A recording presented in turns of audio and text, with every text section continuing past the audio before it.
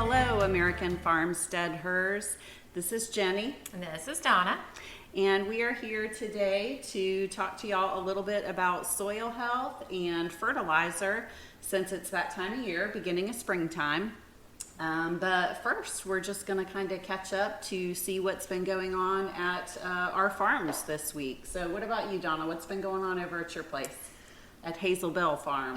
Well, we are, I think I said these words last week, that the garden bug has bitten. Oh, yes. I'm not sure. I know I've said it within the last week. Now, we aren't like planted out, and we don't have all of the old things pulled out. Like, we're still harvesting good looking cabbage and nice. Sweet peas and broccoli and things like that. Yes. So some of my lettuce, like our romaine lettuce, has gotten really bitter, so I'm just letting that go to seed. The arugula's gone to seed, stuff like that. But some of our lettuces are really good still. I've got one box that is mostly shaded, and it's really good. Nice. So we're kind of still in that transition period, but that's the biggest thing I can say is I'm hitting the garden hard this week, cleaning it up. Had a load of mulch delivered today for my walkways and kind of spoiling myself with that. Yay, you won't regret it. Yeah, I'm sure not. I'm super excited. So I loaded and wheelbarrowed and shoveled and raked mulch for about 2 hours this morning and did not even put a dent in it. So wow, it's exciting. Yeah, it's always nice to get in the garden and be able to like start cleaning up all the winter stuff. Yeah, and everything starts to look so clean and nice. It's like a blank slate. Yes, it's so inspiring. Yeah, planning it out, drawing it out, even if that's not the plan that I stick to, it's just fun. Right. I love it. Yeah. Well, and I find that if I actually put it on paper, it helps me stay motivated. Right. To like actually do it. Yeah. Yeah. Well, there are times in the day that you have a creative burst of energy in the head. It's like, oh, I got to write that down real quick because it leaves just as quickly. Yes, and it so does. Being able to have that to refer back to, go, oh yeah, I really wanted to put some flowers over here. Or, the okra will do well over there to catch the sun and shade the whatever next to it. That kind of thing. So. The garden. I talked to you about my little lamb last week. Yes, how is the lamb? He's doing well. We think we have it pinned down to joint ill, which I was slightly familiar with in cows and calves. And so I feel like I should have seen it, but I'm new to sheep.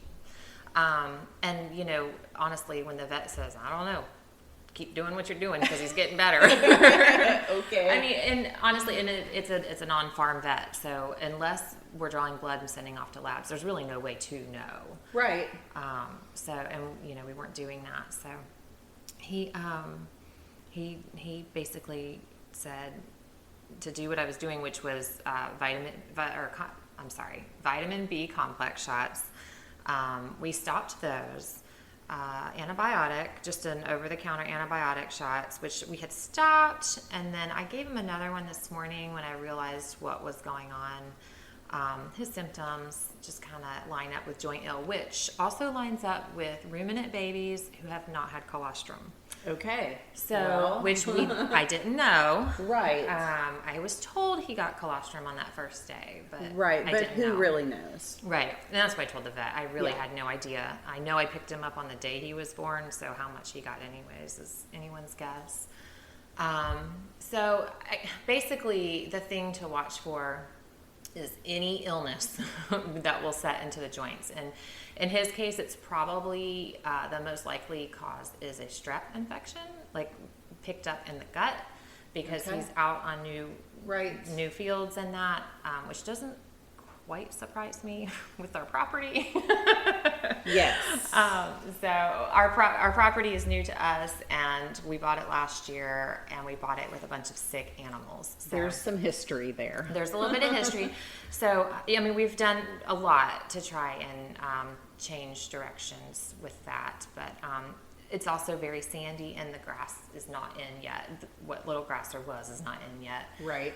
For the year. So he's probably picking up a lot of sand.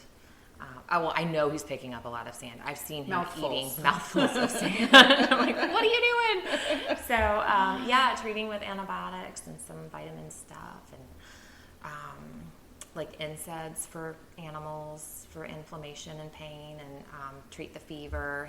He's had a transient fever, so it's been mostly down for about the last 5 days. Well, that's good. Yeah. I did give him another shot of that this morning, though, just because I saw him limping. But the pain, like the joint pain, or what I'm perceiving as pain, has moved. Okay. So that's why we think that. So yeah, but he's doing well. Good. My favoriteest, I know that's not a word.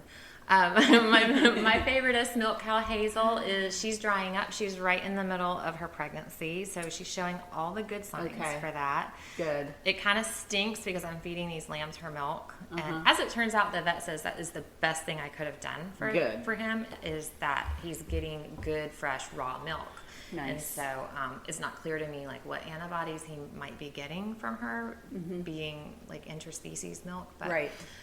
He's getting something, and that will help him until he builds an immune system on his own. So yeah, things are rolling along. I mean, I can't complain. Yes. I know I was a downer last week. I didn't mean to be, but things are good for the most part. I mean, it's just kind of was got to take the bad with the good. It can't always be good. No, it can't always be good, and you know what? It won't always be good. Like anything in life, right? Right. Like anything, it won't always be good. Right. So. Sometimes you just have to take it as it comes and take it one step at a time and deal with issues as they come up. So. Yeah, and we've learned through this experience with the little guy. We've learned actually quite a bit than we realized at first thought. But so yeah, it's a learning experience. It is a learning experience, and I mean, I've said it before, and I'll say it again. Failing. You always learn something from it. So It's not failing if you're learning. It's growing. It's growing. And that is how you grow food.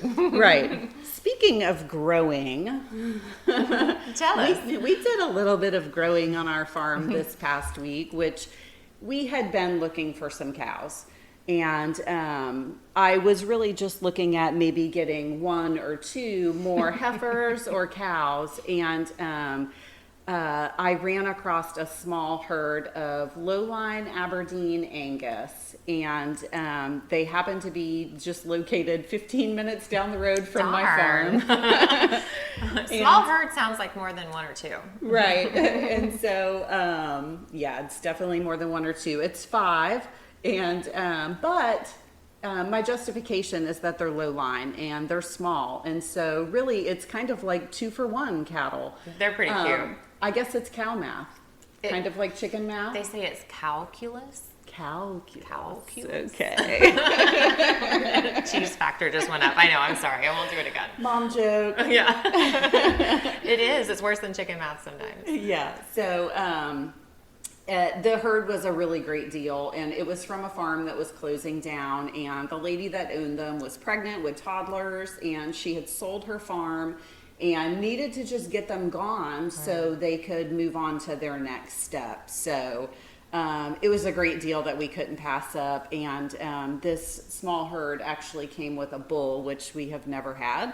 So that'll be interesting, but so far so good. I mean, everybody's behaving. He's very low key. He was very active yesterday because one of his ladies was apparently in standing heat yesterday.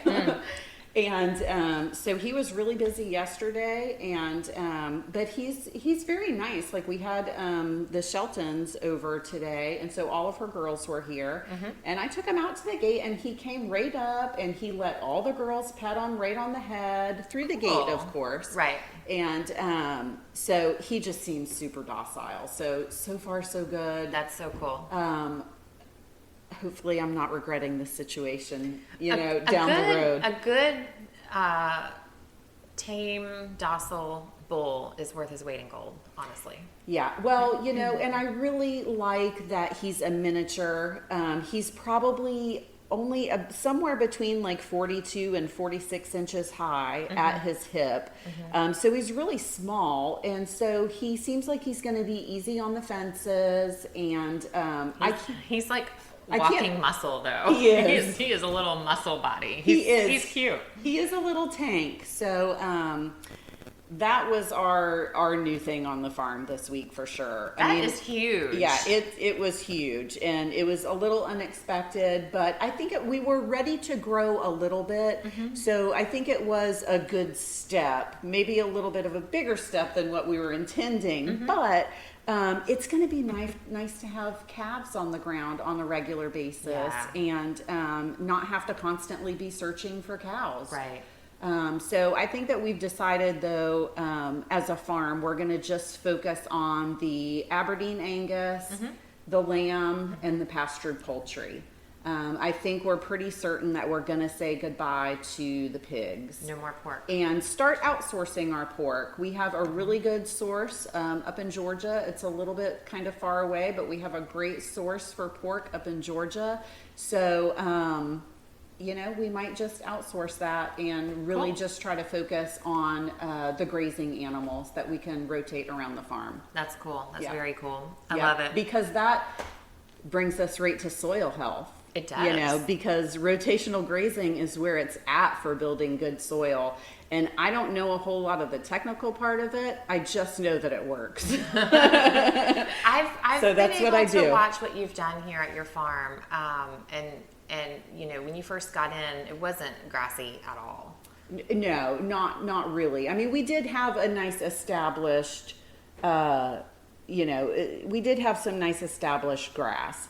But I definitely think that, we've been using it a little bit more intentionally and really kind of improving on it. It's been a slow process. Definitely. But, we're really just trying to do it the right way and improve it as we go. Be good stewards with it. Be good stewards with the animals. And, Right. It's better for them. It is. It's better for them. And we're really finding that, if we are just good stewards with it all, it really kind of all comes together and works. It just works. Yeah. It's like a big cycle. Yeah, for sure. I agree. We're getting there at our place. We're getting there. Well, it has some history. It does have some history, Yeah. but then that's another fun thing. Like we are placing grass seed orders, so Nice. that's exciting. We just had about 3.5 acres timbered. That will be future pasture. Nice. If we can get our hands on a root rake to scrape all that up, which we have figured out. We just don't have it Good. yet. So, which is fine because we still have a few more trees to take out and some fences to mend. And Well, don't you always? that's another thing we did. Trees to take down and fences to Oh my mend. gosh, it's like the story of my life right now. That is It the never story of my ends. life. Yes. Fencing never ends. We tore down an old rickety fence.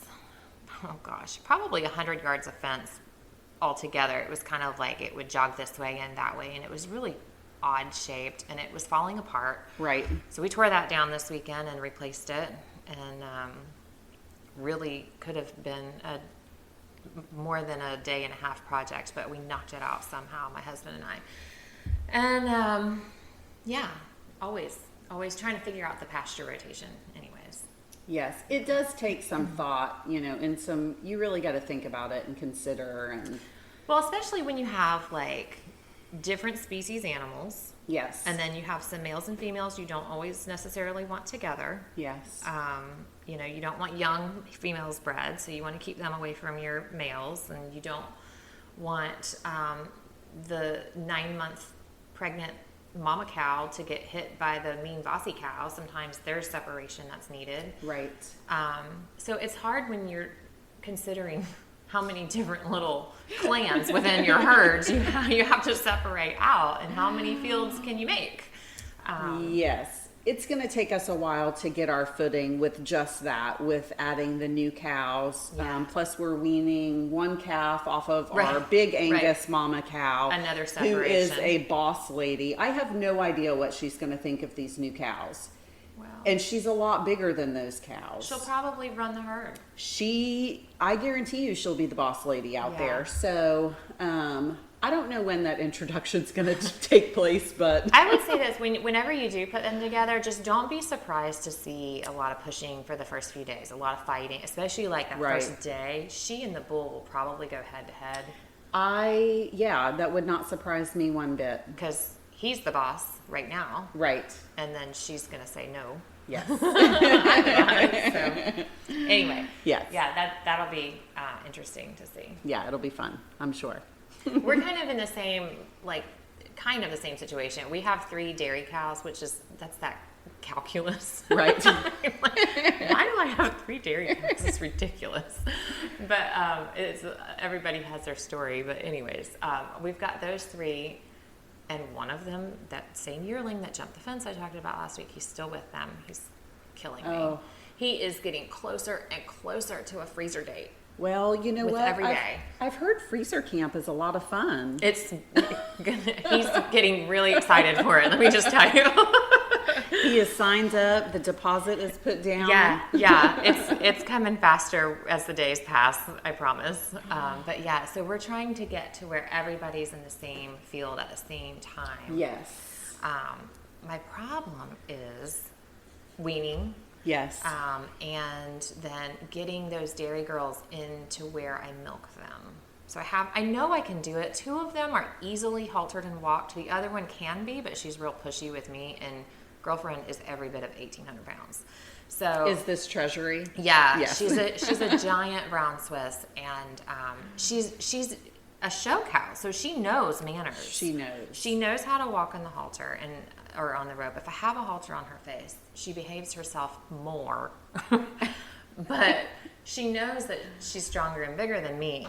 Right. And my husband jerks her around, and she behaves for him a whole lot better. But so I don't know how to walk them from one pasture over to the milk stanchion, especially her.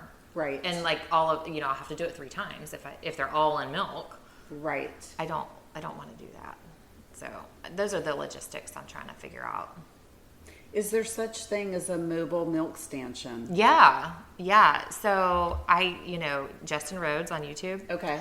They built a mobile milk stanchion. Nice. Yeah. So it's on a sled, basically, runner boards, and I just have to convince my husband to help me figure that out. Right. Or do I? Because I feel like I can do it. You can probably do it as long as you make a plan. Yeah. Find the tools to do it. Yeah. You can do it. Yeah. You can do it. Buying lumber we all know is no fun right now. Right. But yeah, I feel like I can do it. I designed our stanchion that we have now. Yeah. So why couldn't I do it? FarmSteadHers. That's right. That's what we're all about. Farm we'll like figure a girl. it out. I'll figure it out. I will. He's going to laugh at me though. So here's what happens on our farm. Okay. When stuff like that goes down. I'm like, okay, I know you're busy. I don't want to ask for help with anything. So I'll just do it myself. Or I get tired of waiting. So I'll just do it myself. Right. And he either hears me say this. And he's like, oh no. No, I got it. Or he catches me doing it. Right, and he's like, woman, what are you doing? Yeah, you're not doing anything right. Or I do it and I finish a project, and then he sees it. It's either him or my teen boys, and it's like something to behold in my eyes, and in theirs not so much. Like nothing's ever straight. My angles don't match. Whatever. Like I don't care. It works. Right. So yeah. If I kind of put the bug in his ear that I might get to work on a mobile stanchion, mm-hmm. It might just appear one day. Yes, that would be fantastic. That would be fantastic. Yeah. Yeah, we'll see. We'll see. Anyway, so lots going on. So, you want to jump into soil health? Soil health. We were talking about. So, yeah, we're going to talk about soil health and fertilizer. And like I said, I just know that regenerative agriculture really helps with soil health, but I don't really know a whole lot of the technical stuff behind it. And as far as fertilizer, my fertilizing is really simple. I use a lot of Epsom salts and use it in different ways. I will spray my tomato plants mm-hmm. whenever they start to look a little yellow, as long as it's not right in the middle of the day in the hot blazing sun. Right. A little bit of Epsom salt spray goes a long, long way. As well as when I plant the tomatoes, putting Epsom salts and eggshells and worm castings in the little hole that I drop the plant starts in. So other than that, I've been using a lot of sheep manure in the garden for fertilizer. That's good stuff. Which I love. Yeah. I mean, it is amazing to be able to, anytime I rotate their pastures, as soon as I get them out, I go out there with a 5-gallon bucket. Literally takes like 5 or 10 minutes to get a 5-gallon bucket of sheep poo. Right. And then there's still plenty left in the pasture. They're like little pooing machines. Yeah. Really. So, and the sheep poo is amazing. I mean, you can bring it right up and put it directly into the garden. So, that has been really, really, really useful. So other than that, I do have a new fertilizer project for this year though. Yeah. Yeah, my mom had a rain barrel and they just weren't using it. And so she wanted to know if I wanted that rain barrel and yeah. Cool. And so my dad built like a really nice stand for it. It's about shoulder height and the rain barrel sits up on top. Has a little hose connected to it and everything. And so I put that in the middle of the garden. I actually did this last year and never did anything with it. It just sat there empty. But this year I am determined. I'm going to get it going. Cool. So I'm going to get some pantyhose and just drop some chicken poop in the pantyhose and drop it down in that rain barrel and fill it up. And I'm also going to put a bubbler in there. Yep. Like a fish tank bubbler. Yes. Because apparently the good bacteria that you need in the compost tea to break everything down needs those oxygen bubbles. Yes. You know, You can needs go oxygen. You can go a step further. This is something Okay. I'm doing this year too. So I've Okay. done it small scale. I didn't use chicken poop. I've done chicken poop in water, but or like composted or whatever. But in this fashion with the big barrel, I haven't done it with a barrel, but I am this year. I've done it with a bucket. So Okay. if you're smaller scale ladies and you're looking for something quick and easy to feed your plants, 5-gallon bucket, worm castings. Now you can buy worm Yeah. castings at most of your hardware stores, and you can Yep. sprinkle those about your plants, and eventually it'll work its way into the soil through rain or watering or whatever, and your plants will take up the nutrients. But if you want it to be like supercharged, super awesome fertilizer, you take that worm castings, put it in the pantyhose or mesh bag or whatever, Right, drop that in your bucket, do the fish bubbler, right. add some molasses. Molasses, that's right. Yeah, I so have just- heard yeah, that. plain. I'm drawing a blank. Molasses. Molasses. Just molasses is good. So that's going to help feed the bacteria. Yes, and it it's- gives it the sugar that it yeah, needs. yeah. Yes. And then you want to use that like within 24 hours. Okay. So I'm going to do it large scale too this year Yes. with a big trash can. I Yes. mean, I'm just using a trash can, so it's not like you don't have to have the rain barrel. You can use whatever. Right. You can Whatever. use whatever kind of container that's going to hold your water. Yeah. You know, and it doesn't have to be big. It can be the smaller, like you said, a 5-gallon bucket. Right. But then I really got to thinking, and I told Tori, I'm like, we need a sprayer for the back of the 4-wheeler, and we can make compost tea to spray our pastures with. Yeah, somebody down in like Gosh. Tampa area does that. Yes, like, duh. Why haven't we been doing They this? do it on a big scale where they're like using loaders and stuff to collect cow poop. Right. And I think like some of the dairies down there do that. Nice. So they collect all their manure, they compost it down. They don't just spread the compost on top of their grass and kill, because they're growing what Right. the cows are eating right there on site. They're growing Okay. their alfalfa, they're growing their soy, they're growing their peanut hay and all of that. Wow. They cut it, put it in their bunk feeders, so it's available for the cows right then. Wow. So that fertilizer, like, I don't know if y'all have heard this or not, but fertilizer is on the short right now. Yes. Big time. Which is why it's really important to really use what you have. Yeah. You know, with fertilizer, with gardening, with lumber, with anything. Yeah. Use what you have, you Yeah. know. The manure's a great fertilizer source. It is. Jenny mentioned the sheep manure and using it right away. So sheep, rabbit, goats, I think Yeah. alpacas. I don't know anybody with alpacas. But they have a pelleted manure that you can use right away. It's a cold manure, so it doesn't burn super high nitrogen to burn your plants. Right. And other things like chickens and cows, or horse manure, you want to compost that before using it. I wouldn't use dog and cat manure. No, no. And we don't use any of our pig manure either. No, yeah, you can, but I would Yeah. compost it for sure. Yeah, we don't. We never have. I mean, we have enough cow manure around here, and Yeah, goodness, we have enough chicken manure around here too. So right, for sure. and sheep. Yeah. So, if you have access to any of those, those are excellent manures, fertilizers to use right away. What else? What are your other favorite fertilizers? That's it. That's all That's I what you got. use. That is my arsenal. I like it. I like it. Well, so I just kind of wanted to talk a little bit. I was going to get to actually specific fertilizers, and you kind of started that already, which is great. But so fermented worm castings we talked about. If you don't want to do that and you just want to buy the worm castings, then do it. Yeah. People set up like elaborate worm farms, worm bins, and that kind of thing to eat your kitchen scrap compost, and use that in the garden. That's great. We don't do that. We're working on a compost project. So compost. Whether I need to learn how to compost on a large scale. Yeah, well, for me, I think for most gardeners, and that's primarily who we're speaking to today, not necessarily those who are growing grazing pasture, but gardeners. Yeah. Your soil is your biggest expense, and we are full proponents of plant right and compost. And yes, it's expensive. Yes, it is not cheap. It's not cheap. Even if you're just doing pots, you buy your pots, but you're going to have to change out your potting soil with every new growing season, and so that adds up.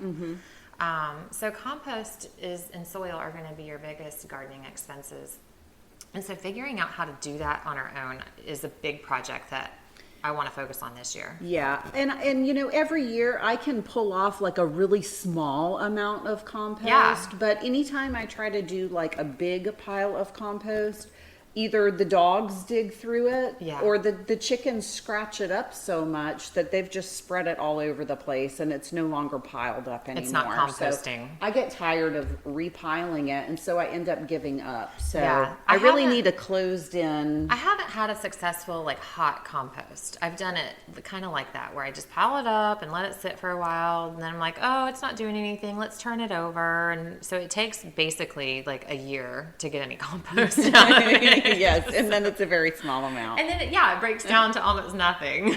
Yeah. So, that's something I really want to figure out this year is composting. We have, I'll just touch on this. We have an unusual little weapon in our arsenal of farming at our house, and that's a walk-in freezer, and was really the selling point of the house. And so right now we are saving up all of our kitchen scraps so that we can start a big hot compost pile all at once. What a great idea. Yeah, because you take out your little half gallon worth of kitchen banana peels and potato peels and onion skins. It's not doing anything. Yeah. So we're trying to save a bunch at a time. So it's in the freezer, and when we're ready to start a big pile all at once. Yeah, so between that and then that'll be all of our green. We can talk compost another day, but we'll rake up leaves and diversity is huge in fertilizing your plants and making compost. So if you're gonna do the worm tea thing or the compost tea thing, diversify that with not just manure and worm castings, but you can do coffee grounds, and you might not like to hear this, especially if you're urban and in the city, but urine and things like that. And that brings me to the last chicken butcher that we did. Yeah. I learned this from you. We saved the blood back, and then we diluted it and watered the garden with that. And at the time that I watered the garden, it was all pretty much empty.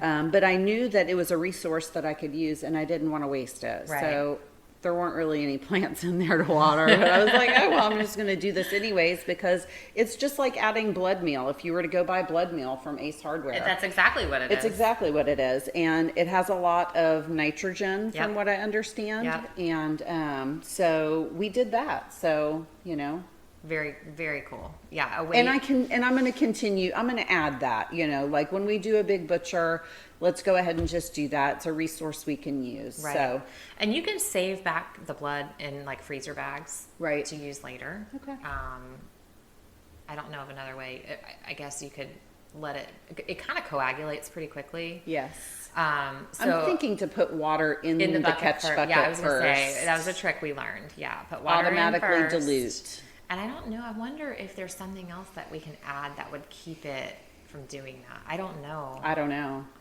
But I guess if it dried out in the sun and then you could reconstitute it with water, maybe. Well, you could probably dry out that coagulated blood and almost make like a crumble with Right. it, I bet you, and just crumble it along the top of your soil. Yeah, that's a good idea. And then it would be like a slow release. Yep. With the watering. Yep.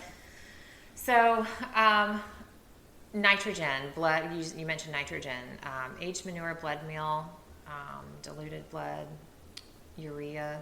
Feather meal is another one that's good, high nitrogen. I have not seen feather meal for sale in any of the hardware stores, but I haven't been looking for it either. I don't think I've ever seen that. There's no shortage of nitrogen at our farm, so it's not something I've sought out. No. But I know that you can order feather meal, Okay. and it's a good high nitrogen fertilizer. Okay. When you look on a bag of purchased fertilizer, you'll see 3 letters, and that's the NPK. So that's the nitrogen, phosphorus, potassium count. And there's different plants that have different needs. So depending on what you're planting, so that we went over nitrogen. So phosphorus, these are the 3 most needed compounds in your fertilizer. There's more. Right. They need all of them. But these are most needed. Phosphorus, bone meal is good. We've used phosphorus in our sweet potatoes. Okay. So I think like your root veggies, your bulbing things, I don't have, well, garlic and leeks, we've done that. Mushroom compost is usually high phosphorus, which is what I like to plant into when I purchase compost. Yes, it's just so hard to find. Yeah, sourcing is difficult. It's anymore. so hard to I find. think it's just become popular. Yes. In our area, and it's just become increasingly difficult. Yeah. Hair is high phosphorus. Did you know that? Yep. I've actually put hair in my garden before.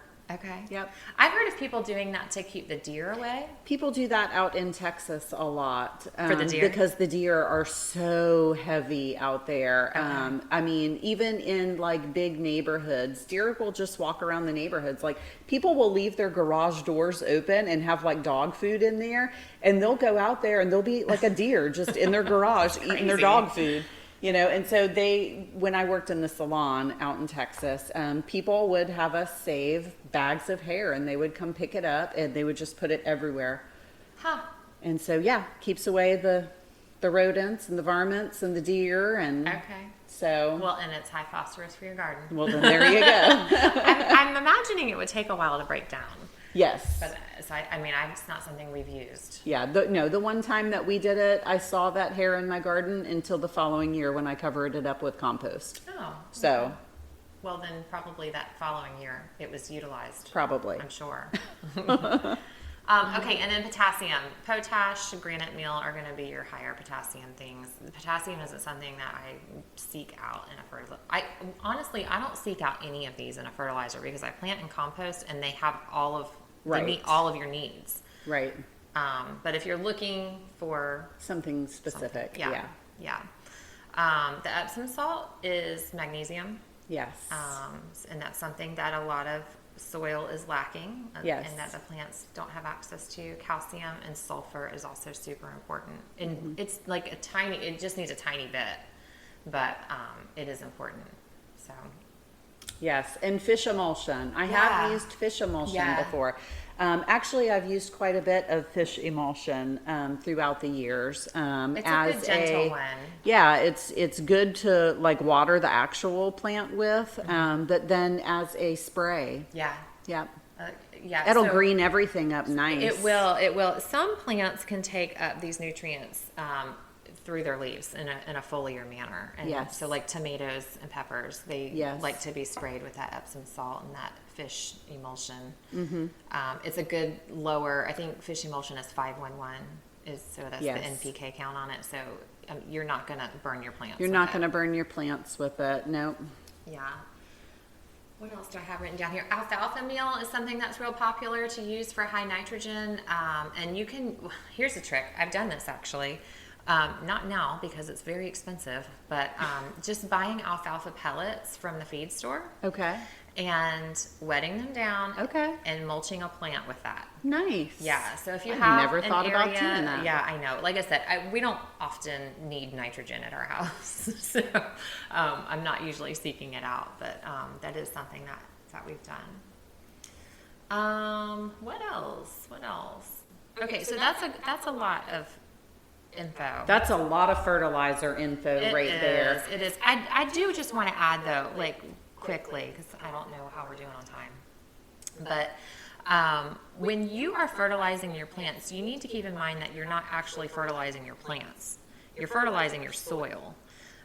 So you're adding amendments to the soil. You're feeding the life in the soil, and that's the most important thing to think of when you think of soil. And like, when we got into cows years ago, somebody said, you need to not think of yourself as a cow farmer. You need to think of yourself as a grass farmer. Yes, I have heard that. And then I made that comment to somebody, to an old farmer guy, and he said, well, you need to not think of yourself as a grass farmer. You need to think of yourself as a soil farmer.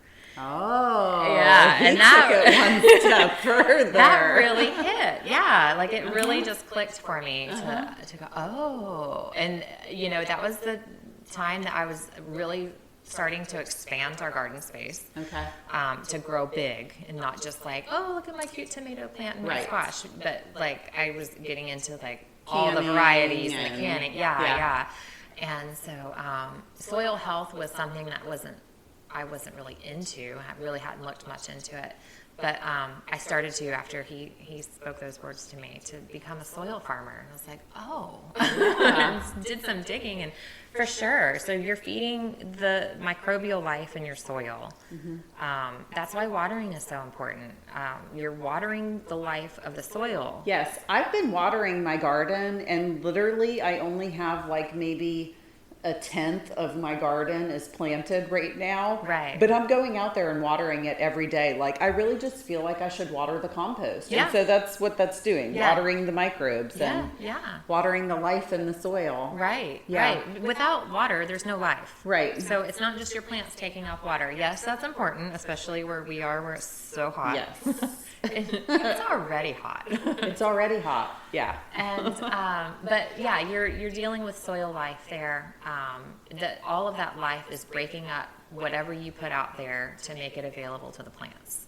And so once you can wrap your head around that, and you can start babying your soil a little better, and not just throwing stuff out there because someone said I needed whatever. Right. Fish emulsion. Well, do you? Right. Right. What is your soil like? When you scratch into your soil, you should be able to see life. You should be able to, feel moisture, and evenally, it takes a couple years to build decent soil, but eventually, it does. You're going to see more and more. You're going to see, first year you're going to see fungal life, and that's really good. But then you're going to start to see earthworms and some good bugs. There's good bugs in there in the garden. Yes, that's a whole nother topic. Yeah. I really need to learn more of the good bugs. Yeah. That way I make sure that I'm not killing the good bugs. Right. Yeah. I had a friend say to me last week, I said, man, I'm really hoping to get mulch for my walkways this year in the garden, which I already said I got to do. It's a big expense. It is. But it's like a treat myself thing. Yes. And so, yeah, I mentioned it to her, and she said, oh, Donna, you don't want mulch in your walkways. And I was like, I do. Yes. And she said, no, you need rocks. And I said, no, rocks are expensive. Yeah. And they're dead. They don't break down. Right. It's like, it's rock. Right. It's rock. It's rock. So yeah, I said, no, I can't afford, like my garden is huge. I could never afford the amount of rock that I need to fill all of my walkways. And she said, well, mulch is going to invite bugs. And I said, yeah. You actually do want some of those. Yeah. And she looked at me like I had 3 eyes, and I said, well, you need to think of your garden as an ecosystem. Yes. So, if I kill all the bad bugs, I'm going to kill all the good bugs. Mm-hmm. And if I, if I take out anything that can decompose and feed my soil, then I'm robbing the soil of nutrients, robbing my plants of nutrients, robbing myself of nutrients, Right. So it's all a big circle. Yes. So yeah, I mean, we've got to feed our soil, which, I mean, I've noticed a big difference since we went no-till. You know, just constantly adding to the soil, feeding the soil every single year. Layering. Yes. And over time, it really does change the soil pretty dramatically. Yeah, I agree.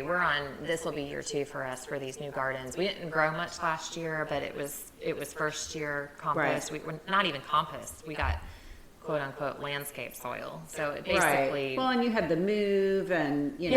yeah. So we amended it with some things, some manure, all kinds of little things, the best we could do in the time given and with all the other things on the list. But so this year I added compost to the top. Next year I should have really productive soil. I'm excited about it. Yep.